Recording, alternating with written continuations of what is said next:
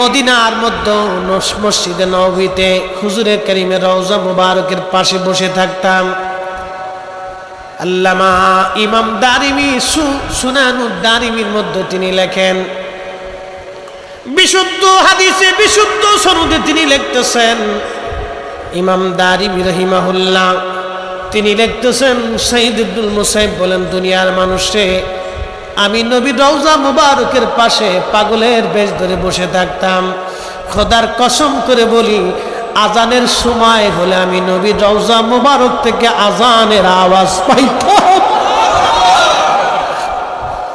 ইকামতের সময় হলে রাসূলের রওজা মুবারক থেকে ইকামতের আওয়াজ আসতো। আমি ওই ইকামতে আমি একমাত্র ব্যক্তি 3 দিন পর্যন্ত আমি মসজিদে নববীতে নামাজ পড়েছি। হাররার সময় ইয়াজিদের সৈন্যরা ঘোড়া গাধাগুলি নবীর মসজিদের বারান্দায় বেঁধেছিল। ওই ইয়াজিদের প্রশংসা যদি কোনো মুসলমান ইমাম খুতারগার মসজিদে করে, ওকে জুতা দিয়ে বাইরিয়া মসজিদ থেকে বের করতে হবে। এই হাত উঁচা করে বলেন ঠিক কিনা? ইয়াজিদের কিছু কর্মকাণ্ড আপনাদের সামনে উপস্থাপন করে মনোযোগ লাগান। কারবালার পুরা আলোচনা টানতে গেলে বহু সময় চলে যাবে। শুধু ইমাম হুসেইন রাদিয়াল্লাহু আনহুকে শহীদ করা হলো, শহীদ করে নিয়ে যাওয়া হলো কুফার গভর্নর হাউসে। কুফার গভর্নর হাউসে যিনি দামি চেয়ারে সিংহাসনে বসে আছেন, এই ব্যক্তির নাম উবাইদুল্লাহ ইবনে জিয়াদ। এই উবাইদুল্লাহ ইবনে জিয়াদ ছিলেন জিয়াদের সন্তান। জিয়াদ ছিল জারজ। তার জন্মের মধ্যে ভেজাল ছিল, তার রক্তের মধ্যে ভেজাল। এই ভেজাল রক্তের মধ্যে আল্লাহ দুনিয়াতে একটা সন্তান দিলেন, তার নাম উবাইদুল্লাহ। চেয়ারের মধ্যে বসে হুসেন রাদিয়াল্লাহু আনহুর পবিত্র মাথা মোবারক নিজের সামনে একটা প্লেটের মধ্যে রেখে একটা লাঠি দিয়ে আওলাদে রসুলের পবিত্র জবান, ঠোঁট মুবারক এবং নাকের মধ্যে, চোখের মধ্যে আঘাত করতেছিল আর বলতেছিল, হুসাইন বুঝলি ইয়াজিদের সাথে দুশমনি করার ফল কি হয়? মাজলিসের মধ্যে হাজার হাজার মুসলমান, কেউ সেই দিন প্রতিবাদ করতে পারে নাই। নবীর একজন সাহাবী যায়েদ ইবনে আরকাম রাদিয়াল্লাহু আনহু, যিনি যৌবনকালে মদিনার মধ্যে রসুলের দরবারে তিনি কাটিয়েছিলেন। উনি যখন যুবক, তখন ইমাম হাসান হুসাইন কেবলমাত্র বালক, শিশু। আল্লাহর নবীর সঙ্গে খেলাধুলা করে, নবীর সঙ্গে খেলাধুলা করে। হযরত যায়েদ ইবনে আরকাম যখন বৃদ্ধ, তখন ইমাম হুসাইন শহীদ হয়ে গেলেন। লাঠির উপরে ভর দিয়ে নবীর বৃদ্ধ সাহাবী আওলাদে রসুলকে এক নজর দেখার জন্য আসছে। যখন লাঠি দিয়ে উবাইদুল্লাহ পবিত্র মুখ মুবারকের মধ্যে, ঠোঁটের মধ্যে আঘাত করতেছিল, নবী সাহাবী বরদাস্ত করতে পারেন নাই, চোখের পানি ছেড়ে দিয়ে কেঁদে দিয়ে বললেন, এই মারজানার ছেলে, তোর লাঠি ওই মুখ থেকে সরা। আমি রাসূলুল্লাহ সাহাবী যায়েদ ইবনে আরকাম বলতেছি, তুই যেই মুখের মধ্যে লাঠি দিয়ে আঘাত করো, আমি যায়েদ ইবনে আরকাম কত শতবার দেখেছি ওই মুখের মধ্যে রহমাতুল লিল আলামিন চুমা লাগাইতো। এইবার যারা ছেলে, তোর লাঠি সরা। আমি রাসূলুল্লাহ সাহাবী, আমি দেখেছি রহমাতুল লিল আলামিন মুখের মধ্যে চুমা লাগাইতো।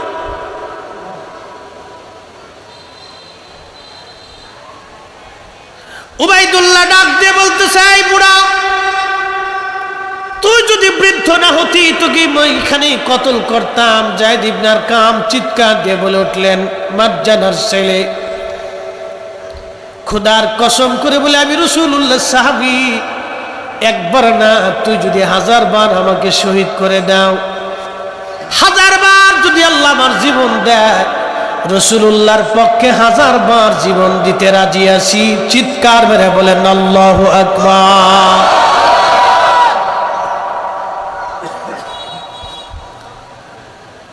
সেই দিন উবাইদুল্লাহ ঘোষণা দিল, হুসাইনের মাথা সারা কুফা নগর ভরে অলিগলি দিয়ে 3 দিন পর্যন্ত ঘোরাও। আহা, 3 দিন পর্যন্ত ঘোরানো হলো।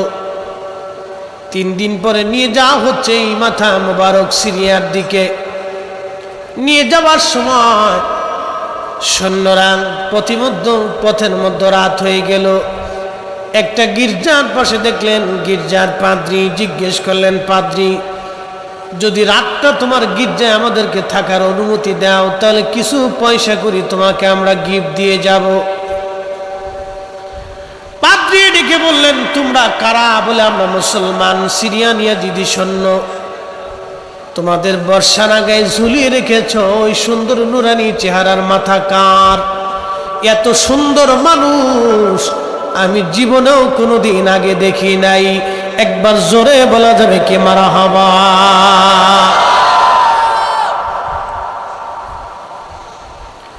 পাদ্রী ডেকে বললেন, সিরিয়ান সৈন্যরা, ওই পবিত্র মস্তক কার? এত সুন্দর নুরানি চেহারা জীবনে কোনোদিন আমি এত সুন্দর মানুষ দেখি নাই।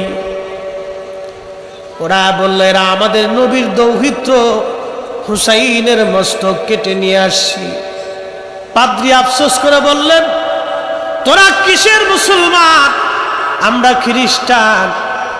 ঈসা আলাইহিস সালামের যদি ব্যবহার কিতো, জুতার ধুলাও যদি পাইতাম আমার সম্মানের সাথে রাখতাম। আর তোরা নবীর আওলাদের গলায় কেটে দিয়ে মাথা ঝুলিয়ে বর্ষার আগে বিদায়া তোরা চলে যাচ্ছিস। তোরা কি করে মুসলমান হতে পারিস?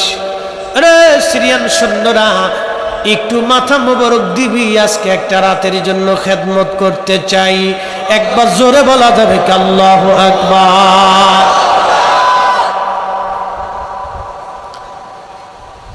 ইমাম হযরতে হাইতেমিয়া শাফি আস-সামাইকুল মুহরিকার মধ্যে লেখেন, ওই পবিত্র মস্তক মুবারক নিয়ে যা হচ্ছিল, পাদ্রী বললেন, মহিলারা কারা? বলে, আমার নবীর বংশের মহিলা। বলে, একটা রজনী নবী বংশের আওলাদদেরকে খেদমত করার সুযোগ দিবি রে, তারা ক্লান্ত শ্রান্ত। বিনিময় আমার এই গির্জার ভিতরে 10,000 স্বর্ণ মুদ্রা আছে রে সিরিয়ান সৈন্যরা। 10,000 স্বর্ণ মুদ্রা তোদেরকে দিয়ে দিব। আজকে একটা রাত্রের জন্য হুসাইনের পবিত্র মস্তকের খেদমত আমি করতে চাই, আওলাদে রসুলদের খেদমত করতে চাই। যদিও আমি মুসলমান না, আমি একজন খ্রিস্টান। পাদ্রী, দিবি তোরা 10,000 স্বর্ণ মুদ্রা দিবি। একসাথে বলা যাবে আল্লাহু আকবার। হযরত ইমাম মালিক 80 বছর ধরে মদিনাতে জুতা পরেন নাই। পার মধ্যে কতবার ফুসকা পরে ঘা হলো, রক্ত পড়ল। মদিনার হাউদের মধ্যে কোনোদিন পেশাব পায়খানা করেন নাই, এমনকি থুতু পর্যন্ত ইমাম মালিক রহিমাহুল্লাহ ফেলেন নাই। জিজ্ঞেস করা হলো, ইমাম মালিক, দুনিয়ার কত আলেম এই মদিনার মধ্যে জুতা পরল? দুনিয়ার কত আলেম এই মদিনার মধ্যে পায়খানা পেশাব করলো, জুতা স্যান্ডেল পরলো, থুতু নিক্ষেপ করলো? কোন দলিলে আপনি মদিনায় জুতা পরেন না, পায়খানা পেশাব করেন না, থুতু ফেলেন না? দলিল বলবেন কি? আহারে, পৃথিবীর 4 আলেমের 1 আলেম, মুস্তাহিদদের প্রথম তবকার মুস্তাহিদ, এত বড় আলেম আর কোনোদিন ইমাম মেহেদির আগে জন্ম হবে না। এত বড় আলেম আর কোনোদিন জন্ম হবে না। এত বড় আশিক রাসূলও কোনোদিন জন্ম হবে না। 80 বছর ধরে একটা মানুষ কল্পনা করতে পারবেন ওনার হায়াত পর্যন্ত কোনোদিন মদিনার মধ্যে জুতা পরেন নাই, কোনোদিন পেশাব পায়খানা করেন নাই, কোনোদিন তিনি থুতু পর্যন্ত মদিনার মাটির মধ্যে ফেলেন নাই। আল্লাহু আকবার। দলিলটা হলো, দলিল কি? ইমাম মালিক ইবনে আনাস রাদিয়াল্লাহু আনহু দলিল দিলেন, একটা দলিল, ভালোবাসার দলিল দিয়েছিলেন। যেই মাটির ভিতরে আমার নবী রাহমাতুল লিল আলামিন ঘুমিয়ে আছে, আমি ইমাম মালিকের কলিজার মধ্যে কি করে সাহস হবে এই মাটির মধ্যে জুতা পরতে, এই মাটির মধ্যে থুতু ফেলতে, এই মাটির মধ্যে আমি পায়খানা পেশাব করব? আমি ইমাম মালিকের কলিজায় সাহস হতে পারে না। একসাথে বলবেন আল্লাহু আকবার।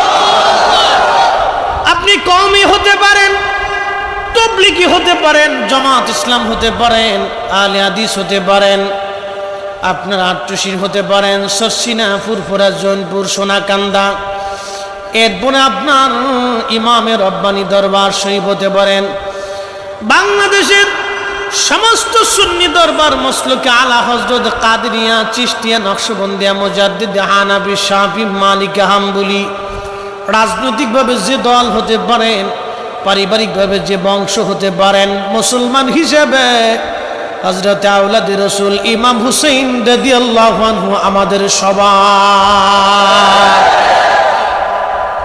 আল্লাহ রাসূল বলেন, আল হাসানু ওয়াল হুসাইনু সাইয়্যিদা শাবাবি আহলিল জান্নাহ। মাশহুর হাদিস, আল হাসানু ওয়াল হুসাইনু সাইয়্যিদা শাবাবি আহলিল জান্নাহ।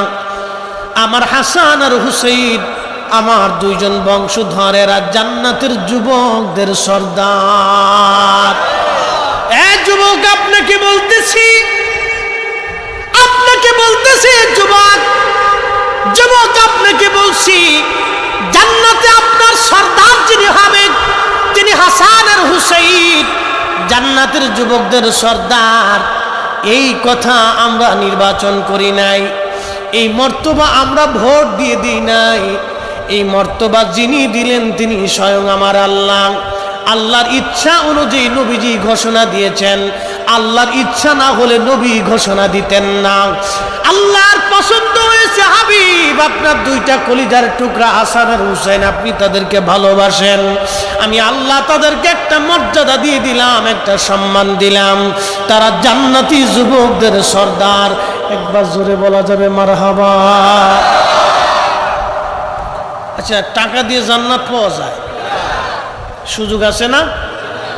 আল্লাহ রাসূল জান্নাতের একটা মর্তবা বলেছেন, জান্নাতের একটা চাবুক, যেই চাবুক দিয়ে আমরা ঘোড়া দাবড়াই, ঘোড়ার পিঠে আঘাত করে, জান্নাতি একটা চাবুক। এই চাবুক এক পাশে রাখবে আর সারা পৃথিবী আর এক পাশে রাখবে।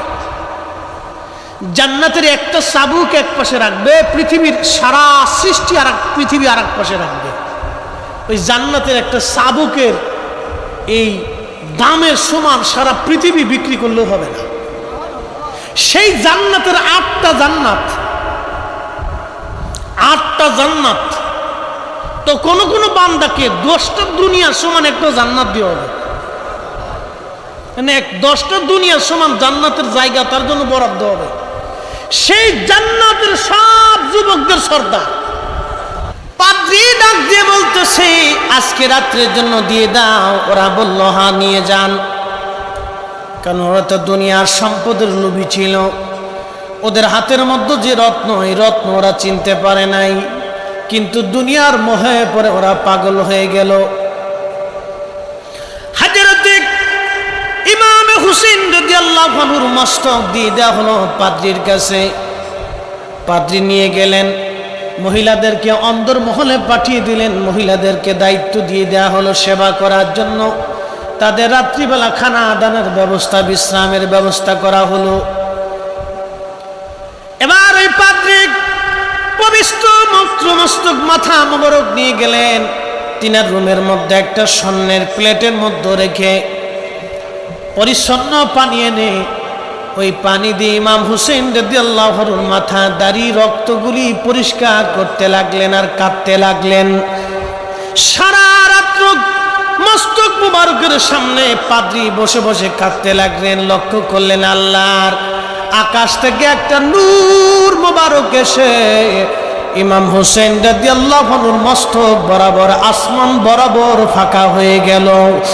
এই নূরের ভিতরে অদৃশ্য আশ্চর্য দৃশ্যগুলি দেখে পাদ্রিয়ার স্থির থাকতে পারলেন না, তার জবানে পড়ে ফেললেন লা ইলাহা ইল্লাল্লাহু মুহাম্মাদুর রাসূলুল্লাহ।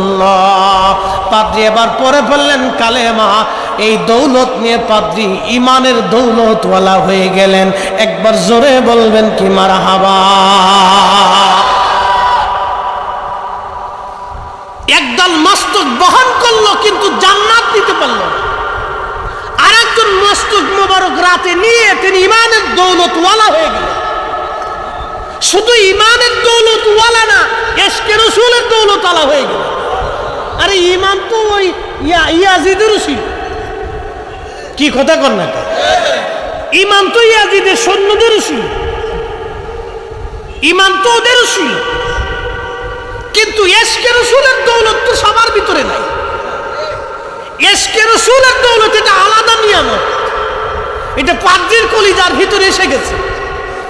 খেদমত মহব্বত এসে গেছে পাদ্রীর কলিজার ভিতরে, স্থির থাকতে পারেনি। দিবি 10,000 স্বর্ণমুদ্রা তোকে আলাদা দিয়ে দিই।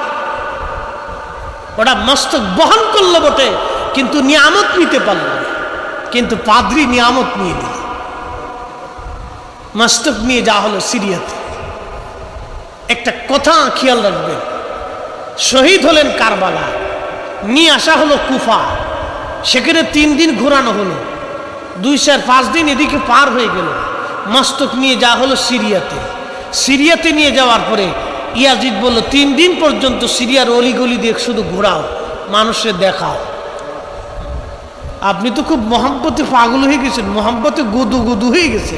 উরি সর্বনাশ, খুব ভালো মানুষ ছিল, নামাজ কালাম পড়ে একবার ইয়াজিদ একবার উদ্ধার করে ফেলেছে। কোটি বছর নামাজ পড়লে কি হবে যদি ইশকে রাসূল না থাকে? কি কথা বলেন না কেন? কোটি বছর নামাজ পড়লে কি হবে যদি ইশকে রাসূল না থাকে? ইয়াজিদ এই পবিত্র মস্তক 3 দিন পর্যন্ত সারা এলাকা ভরে ঘুরাইতে বললেন। সারা এলাকা ঘোরানো হচ্ছে পবিত্র মাথা। সবাই তো আর ইয়াজিদের দলের না। ইশকে রাসূল যাদের কলিজায়, রাস্তার পাশে দাঁড়ায় দাঁড়ায় তারা কাঁদতেছে। একটা নজর আওলাদের রাসূল দেখার জন্য তারা প্রতীক্ষায় দাঁড়িয়ে আছে। একজন আশিক রাসূল পবিত্র মস্তক দেখে তিনি কোরআনের একটা আয়াত তেলাওয়াত করলেন এইভাবে, আম হাসিবতা আন্না আসহাবাল কাহফি ওয়ার রাকিমি কানু মিন আয়াতিনা আযাবা।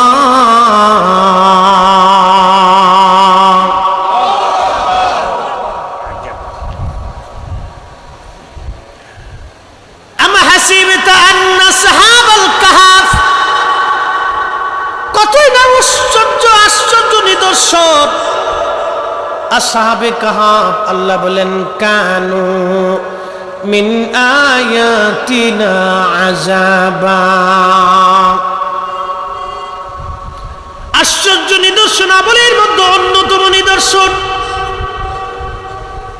এই আসহাবে কাহফ।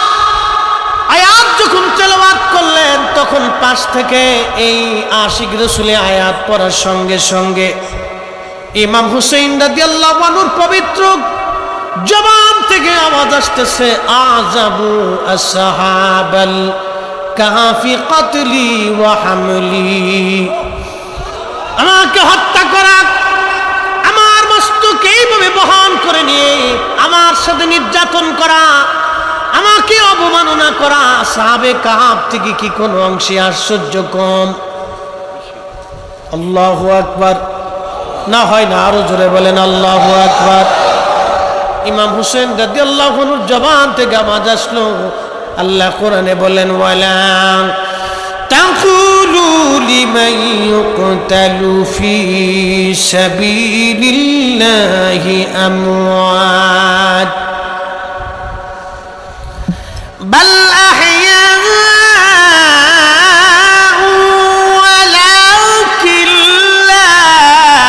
تشعرون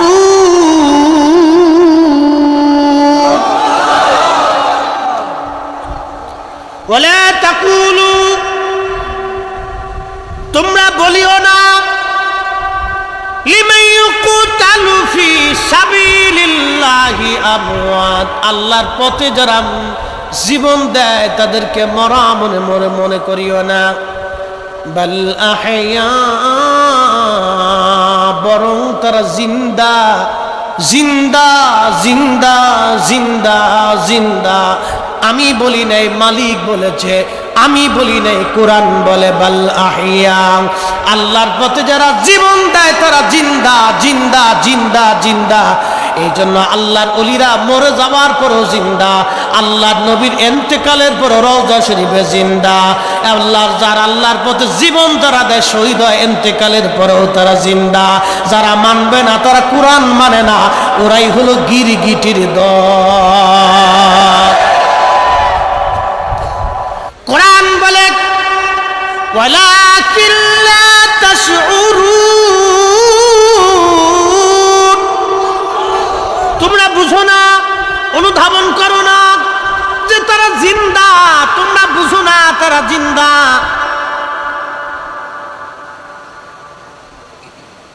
খাসাইসুল কুবরার ভিতরে ইমাম জালালউদ্দিন সুয়ুতি রাহিমাহুল্লাহ তিনি লেখেন রাসূল করিম সাল্লাল্লাহু আলাইহি সাল্লামের চাচাতো ভাই জাফর রাদিয়াল্লাহু আনহু মুতার প্রান্তরে জিহাদের ময়দানে রওনা করবে জাফর রাদিয়াল্লাহু আনহু হযরত আলী রাদিয়াল্লাহু আনহুর আপন ভাই আল্লাহর হাবিবের চাচাতো ভাই আবু তালিবের বেটা জাফর নবীজির কলিজার টুকরো চাচাদের মধ্যে যিনি একজন চাচা আল্লাহর নবীকে সারা জীবন ভালোবাসছে তিনার নাম আবু তালিব যদিও শেষ সময় কালেমা তার নসিব হয় নাই কোন কোন বর্ণনাতে আসছে যে কিয়ামতের মাঠে সবচেয়ে কঠিন আযাব যা সবচেয়ে সহজ আযাব জাহান্নামের মধ্যে হবে তার নাম আবু তালিব ইমাম সুয়ুতি মাসালিকুল হুনাফার মধ্যে তিনি কথাও লিখেছেন হাদিস এনেছেন যদি আল্লাহ ক্ষমা করেন রাসূলের কারণে সেটা আল্লাহর ইচ্ছা সুপারিশ রাসূলুল্লাহর হাতে থাকবে সেটা আলাদা ফাংশন ওটা আমরা বলতে পারবো না কিন্তু রাসূল করিম সাল্লাল্লাহু আলাইহি সাল্লামের চাচার সন্তান জাফর এবং আলী দুইজন জাফর কালেমা পড়লেন নবী ঘোষণা দিলেন মুতার প্রান্তরে তিনজন সেনাপতি হবে প্রথম সেনাপতি আমার পালিত বেটা যায়েদ দ্বিতীয় সেনাপতি আমার চাচাতো ভাই জাফর তৃতীয় সেনাপতি আব্দুল্লাহ বিন রাওয়াহা রাদিয়াল্লাহু আনহু এই তিনজন সেনাপতি বিদায় নিয়ে আসো আপনজনদের কাছ থেকে জাফর চলে গেলেন বাড়ি যায় বিবিকে বলেন বিবিরে রাসূল করিম আমাকে মুতার প্রান্তরের সেনাপতি নির্বাচন করেছেন আমি দ্বিতীয় নাম্বার সেনাপতি এবং আল্লাহর নবী তিনজনকে সেনাপতি বানিয়েছেন প্রথম নম্বরে যায়েদ নবী বলেছেন যায়েদ শহীদ হয়ে যাওয়ার পরে জাফর সেনাপতি হবে জাফর শহীদ হয়ে যাওয়ার পর আব্দুল্লাহ বিন রাওয়াহা সেনাপতি হবে আব্দুল্লাহ বিন রাওয়াহা শহীদ হয়ে যাওয়ার পরে মুসলমানরা মুজাহিদরা যাকে খুশি সেনাপতি তারা ওই যুদ্ধের ময়দানে নিয়োজিত করে নেবে জাফর বিবিকে বলে বিবি আল্লাহর নবী আমাকে সেনাপতি শুধু নিয়োগ করে নাই আমাকে তিনি শহীদ বলে ঘোষণা দিয়েছেন আমার আগের সেনাপতিকে শহীদ বলেছেন আমার পরের জনকে শহীদ বলেছেন বিবিরে শোনো আমি মুতার প্রান্তরে যাচ্ছি কোনোদিন আর ফিরে আসব না কারণ রাসূল আমাকে শহীদ ঘোষণা দিয়েছেন অবশ্যই মুতার প্রান্তরে আমি শহীদ হয়ে যাব একবার জোরে বলা যাবে কি ইয়া রাসূলুল্লাহ হযরত জাফরের স্ত্রী দুই রাকাত নামাজ পড়ে হাত তুলেছি ইয়া রব তোমার রাসূল আমার স্বামীকে মুতার প্রান্তরের দ্বিতীয় নাম্বার সেনাপতি ঘোষণা দিয়েছে শুধু সেনাপতি ঘোষণা দেয় নাই, আল্লাহ তাকে শহীদ বলে ঘোষণা দিয়েছে। আমি জাফরের বিবি তোমার কাছে দরখাস্ত করি, আল্লাহ আমার স্বামীকে তুমি গাজী বানাইয়া আমার কোলে ফেরত পাঠাও। এই দোয়াটা করার সঙ্গে সঙ্গে জাফর রাদিয়াল্লাহু আনহু তলোয়ার টেনে বের করলেন। তলোয়ারের পার্শ্ব পিঠ দিয়ে বিবির পিঠের মধ্যে আঘাত করে বলেন, বিবি রে, রাসূল করিম আমাকে শহীদ বলে ঘোষণা দিয়েছেন, তুমি উল্টা দোয়া করতেছো। আল্লাহু আকবার। হরি ইয়াকিন কি ছিল রাসূলুল্লাহর উপরে, ইয়াকিন কি?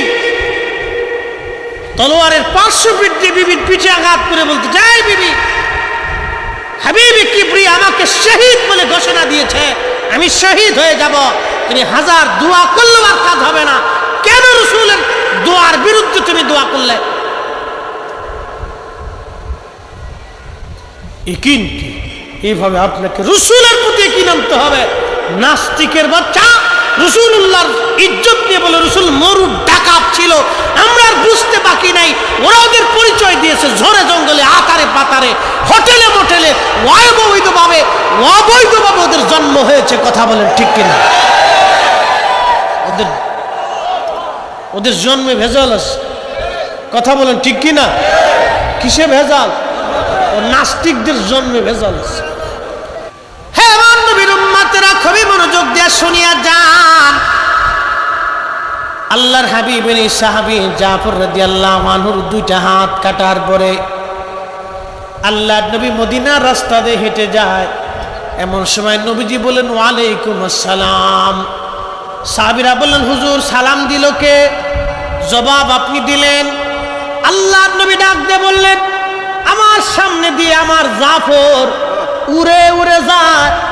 আমার জাফরকে দুইটা হাতের বিনিময়ে আল্লাহ দুইটা পাখা দিয়ে দিছে। আমার জাফর জান্নাতের যেখানে খুশি সৃষ্টির সেখানে আমার জাফর উড়ে উড়ে যায়। একসাথে বলেন আল্লাহু আকবার। আমার জাফরের দুইটা হাত কাটার পরে আল্লাহ দুইটা পাখা দিয়ে দিছে। আটটা জান্নাতের যেখানে খুশি সেখানে ঘুরে বেড়ায়। আমার জাফর আমার সামনে দিয়ে যাওয়ার সময় আমাকে সালাম দিয়ে গেছে, আমি তো সালামের জবাব দিছি।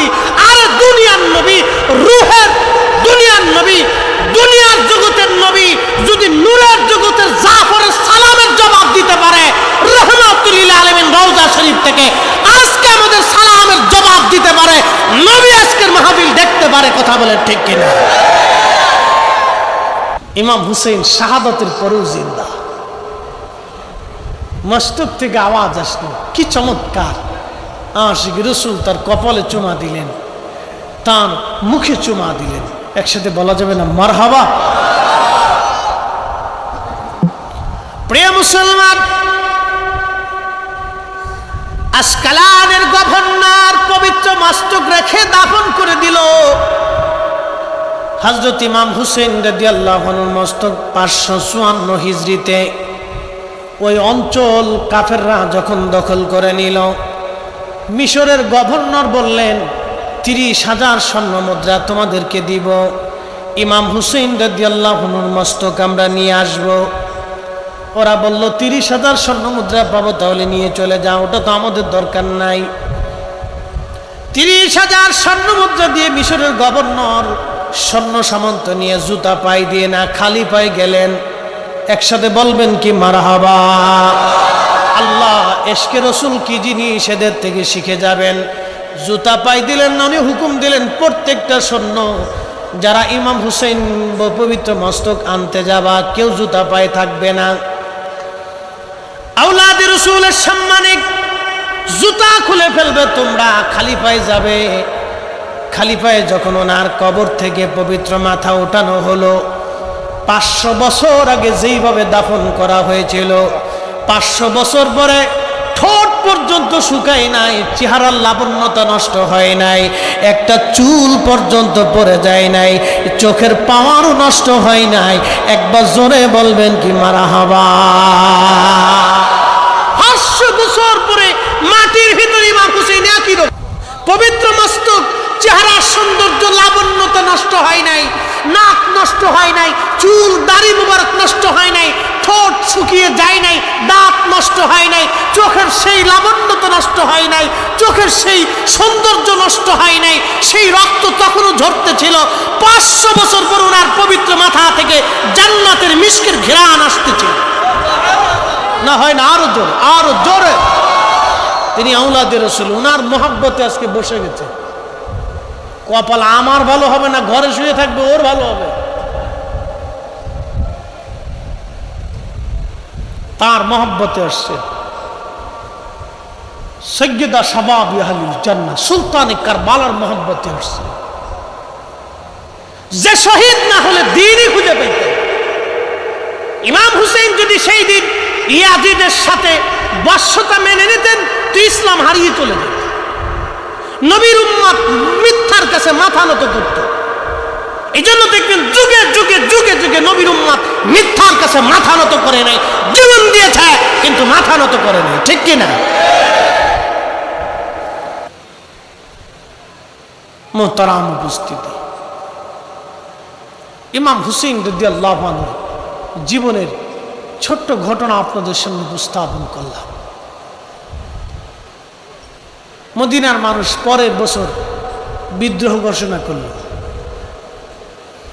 ইয়াজিদ তার সৈন্য মুসলিম ইবনে উকবাকে পাঠিয়ে দিলেন, ঘোষণা দিলেন, যা 3 দিন মদিনার মানুষকে ডাকবি আমার বায়াতের জন্য।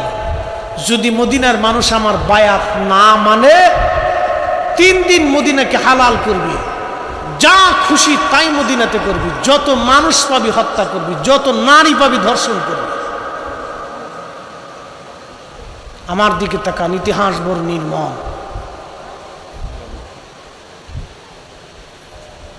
এই 3 দিনকে হাররা দিবস বলা হয়। হাররা ইতিহাসে, তারিখে, সিরাতে, হাদিসে নববীর ভাষাতে হাররা হাররা।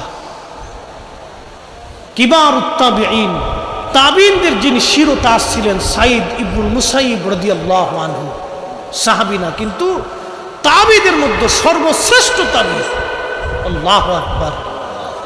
আহা, তিনি ইয়াজিদের সৈন্যরা মদিনায় নবীর মসজিদে 3 দিন আযান দেয়। মসজিদ নববীর বারান্দায় 3 দিন ঘোড়া গাধা বেঁধেছিল। মসজিদে নববীতে 3 দিন জামাত হয় নাই, কোনো কাফিরে কাজ করে নাই। আজকে যদি মার্কিন প্রশাসন, পৃথিবীর সব খ্রিস্টানরা ঘোষণা দেয় আমরা মদিনা আক্রমণ করে দখল করে নিব, আল্লাহর কসম করে বলি, মালিকের কসম করে বলি, 1 ফোঁটা রক্ত থাকা অবস্থায় আমরা মুসলমান 1 সেকেন্ডের জন্য বসে থাকবো না। কথা বলেন ঠিক কিনা? মদিনায় 10,000 মুসলমান তারা হত্যা করলো, 80 জন সাহাবী তারা মেরে ফেললো। কল্পনা করতে পারবেন 80 জন সাহাবী তারা মেরে ফেললো। 1 জন 2 জন সাহাবী মারে নাই, 80 জন সাহাবী মারছিল। রাসূলুল্লাহর 80 জন সাহাবী। আচ্ছা আপনারা বলেন, এখন যদি সৌদি আরবে আল্লাহর নবী সাহাবীর দেহ মুবারক খুঁজে পাওয়া যায়, আর সৌদি সরকার যদি বলে এই সাহাবীর পবিত্র দেহ আমি বাংলাদেশে দেখার জন্য পাঠাবো, 3 দিন বাংলাদেশে সাহাবীর লাশ পরিদর্শন করানো হবে। এই সাহাবী দেখার জন্য বাংলাদেশের কোটি কোটি মানুষ দেখার জন্য দৌড়ায় যাবে। কথা কোন ঠিক কিনা? সাহাবী দেখার জন্য আমাদের কলিজায় যদি এত মহব্বত থাকে, 80 জন সাহাবী যারা হত্যা করলো, আপনি তার মসজিদের মধ্যে বসে প্রশংসা করেন, আর আমি তাকে চুমা দিব নাকি? সারা রাত্র যদি এইভাবে বর্ণনা করি তো বর্ণনা শেষ হবে না। ইয়াজিদের কুকীর্তি বেশি দিন টিকতে পারে নাই। আরে ইয়াজিদ বেশি দিন বাঁচতে পারে নাই। সে ভেবেছিল সাম্রাজ্য আমার চিরদিন টিকে থাকবে না, তার সাম্রাজ্য বেশি দিন আল্লাহ টিকায় নাই। নবীজি হাদিসে কারিমাতে সহিহ বুখারীতে বলতেন, হালাকাতু উম্মতি আলা ইয়াদাই গিলমাতিন মিন কুরাইশ। কুরাইশ বংশের যুবকের মাধ্যমে আমার উম্মত ধ্বংস হয়ে যাবে। হাদিস আবু হুরায়রা রাদিয়াল্লাহু আনহু বর্ণনা করেছেন। আল্লামা ইমাম হযরত আসকালানী আশ-শাফিঈ সহিহুল বুখারীর শরহে বুখারীর মধ্যে তিনি লিখতেছেন, হযরত আবু হুরায়রা প্রত্যেক বাজারে বাজারে যাইতেন আর দোয়া করতেন, আল্লাহুম্মা লা তুদরিকনি সানাতুস সিদ্দিন ওয়ালা ইমারাতুস সিবিয়ান। আল্লাহ, তুমি আমাকে 60 হিজরির যুবকের শাসন থেকে তুমি আমাকে বাঁচাও। মুহাদ্দিস সাহাবী আবু হুরায়রা দোয়া করতেন, আল্লাহুম্মা লা তুদরিকনি সানাতুস সিদ্দিন ওয়ালা ইমারাতুস সিবিয়ান। আল্লাহ, আমাকে 60 হিজরির যুবকের শাসন থেকে তুমি আমাকে বাঁচাও। আবু হুরায়রা ইন্তেকাল করলেন 59 হিজরিতে। উনি দোয়া করতেন, আল্লাহ 60 হিজরির যুবকের শাসন থেকে তুমি আমাকে বাঁচাও। ইমাম হযরত আসকালানী লেখেন, ইয়াজিদ ক্ষমতা গ্রহণ করলো 60 হিজরিতে। কারবালার ঘটনা 61 হিজরিতে সংঘটিত হলো। নবী বলতেন, হালাকাতু উম্মতি আলা ইয়াদি খিলমাতিন মিন কুরাইশ। কুরাইশ বংশের যুবকের মাধ্যমে আমার উম্মত ধ্বংস হবে। আল্লাহর নবীর এই হাদিস থেকে আবু হুরায়রার দোয়া থেকে বোঝা গেল সেই যুবক অন্য কেউ না, সেই যুবকের নাম Yazid. Yazid Yazid Yazid Yazid সেই নিকৃষ্ট যুবকের নাম ইয়াজিদ। 60 হিজরিতে ক্ষমতায় বসেছিল। 35 বছর বয়সে ক্ষমতা গ্রহণ করেছিল। 4 বছর দুনিয়াতে ক্ষমতা পালন করার পরে 4 বছরে সে মারা গেল। 4 বছরে 3টা অপকর্ম সে করেছিল। 1 নম্বরে ইমাম হুসেন সব পরিবারে হত্যা করলো। 2 নম্বরে মক্কাতুল মুকাররমা মদিনাতুল মুনাওয়ারা আক্রমণ করে 3 দিন মদিনাকে হত্যাযোগ্য এবং হালাল ঘোষণা করলো। যেই মদিনা নবী হারাম ঘোষণা করলেন, সেই মদিনাকে ইয়াজিদ হালাল ঘোষণা করলো। 3 নম্বর সে মক্কাতুল মুকাররমা আক্রমণ করে তার সৈন্যরা মক্কায় গিলাফে আগুন ধরে কাবা শরীফ পোড়ায় ফেললো। এই 3টা কঠিন ঘটনার কারণে ইয়াজিদের প্রশংসা যারা করবে ওরাই হলো বর্তমান জমানার গিরগিটির দল। হাত উঁচা করে বলেন ঠিক কিনা? জীবন গেলে ওদেরকে মানা যাবে না, ঠিক কিনা? কোনো মতেই না। আবু হুরায়রা তার ফিতনা থেকে বাঁচার জন্য প্রত্যেক বাজারে বাজারে ঘুরতেন আর দোয়া করতেন, আল্লাহুম্মা লা তুদরিকনি সানাতুস সিদ্দিন ওয়ালা ইমারাতুস সিবিয়ান। আল্লাহ 60 হিজরির যুবকের ফিতনা থেকে, শাসন থেকে তুমি আমাকে বাঁচাও আল্লাহ, এটা আমি সহ্য করতে পারবো না। আবু হুরায়রা বলতেন, আল্লাহ আমাকে বাঁচাও তুমি আল্লাহ। ওয়াজ করলে কি লাভ, শুনলে কি লাভ? লাভ হবে তার আমলে, আমলেও লাভ হবে না নবী প্রেম না থাকলে দিলে। নবী প্রেম থাকলে দিলে লাভ হবে কম আমলে, সুপারিশ করবেন নবী রোজ হাসরের ময়দানে। জ্ঞানী যারা বুঝে তারা শুধু ইশারায়, নাদানের বুঝাইতে পারে আছে কে কোথায়। জ্ঞানীর মতো জ্ঞানী হলে অল্প কথাই বুঝে, কচুর মতো কচু হলে অল্প জালেই সিজে। কথা বলেন ঠিক কিনা? ইমান নিয়ে আমল নিয়ে কবরে যাইতে হবে। ইমান আমল ছাড়া কবরে গেলে মহা বিপদ। আল্লাহ কোরআনে বলেন, ইন্নাল্লাযীনা আমানু ওয়া আমিলুস সলিহাতি উলাইকা হুম খায়রুল বারিয়া। আল্লাহ কোরআনে বলতেছেন, ইমানে আমলে, ইমানে আমলে। ইমান শুধু নিজের ইচ্ছা মতো নিলে হবে না। যে আকীদায় খাজা মাইনুদ্দিন চিশত আজমিরি সেনজেরি খাজা হয়েছে, যে আকীদায় হুজুর গাউসে পাক মহিউদ্দিন আব্দুল কাদের জিলানী গাউসে সাকালাইন হয়েছে, যে আকীদায় খাজা বাহাউদ্দিন নকশবন্দ বুখারী ঘুমিয়ে গেছে, যে আকীদায় 1000 বছরের মুজাদ্দিদ আল ফিসানি সরহিন্দি রাহমাতুল্লাহ আলাইহি ঘুমিয়েছে, যে আকীদায় হযরত ইমাম আযম আবু হানিফা ঘুমিয়েছে, ইমাম আবু ইদ্রিস শাফি ঘুমিয়েছে, ইমাম মালিক ইবনে আনাস ঘুমিয়েছে, ইমাম আহমদ ইবনে হাম্বল ঘুমিয়েছে, সাহাবী তাবিঈন ঘুমিয়েছে। সেই আকীদায় আমাদের ঘুমাইতে হবে। সে আকীদার নাম আকাঈদে আহলে সুন্নাত ওয়াল জামাত। আহলে সুন্নাত ওয়াল জামাত ছাড়া ঈমান কামিল হবে না, হবে না, হবে না। কথা বলেন ঠিক কিনা? হবে না। ঈমান কামিল করতে হলে আকাঈদে আহলে সুন্নাত ওয়াল জামাতের প্রতি ঈমান কামিল করতে হবে। ওয়ামিলুস সালিহাত, নেক আমল, ভালো কাজ, ভালো আমল আপনাকে করে যেতে হবে, খারাপ কাজ করা যাবে না। ভালো আমল, ভালো আমল করে যাওয়া লাগবে মুসলমান। ভালো আমল, ভালো আমল করে যাওয়া লাগবে। বাবুরহাটের মুসলমান, এখন আপনাদেরকে ভালো আমলের ভিতরে একটা আমলের কথা বলে দিয়ে যায় আমরা, খুব মনোযোগ দিয়েন।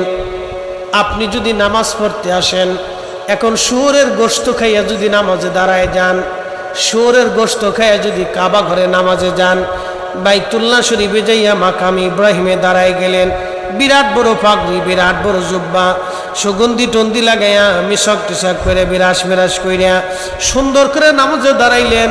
রাত্রিবেলা আসার পরে দাঁড়াই গেলেন। প্রথম রাকাতে 15 পারা, দ্বিতীয় রাকাতে 15 পারা, মোট 1 খতম কোরআন যদি পড়ে আপনি নামাজ আপনি সারা রাত্র পরে আদায় করিয়া তাহাজ্জুদ নামাজ, ফজরের নামাজ পড়ে যদি মাকামে ইব্রাহিম থেকে বের হয়ে আসেন, আপনি নামাজ পড়তে গেছেন শুয়োরের গোশত খাইয়া, আচ্ছা সারা রাত্র ইবাদত করলে কি নামাজ হবে? দেখেন, আবু তালিবের বিষয়টা ভিন্ন। তিনি তো কালেমা পড়েন নাই,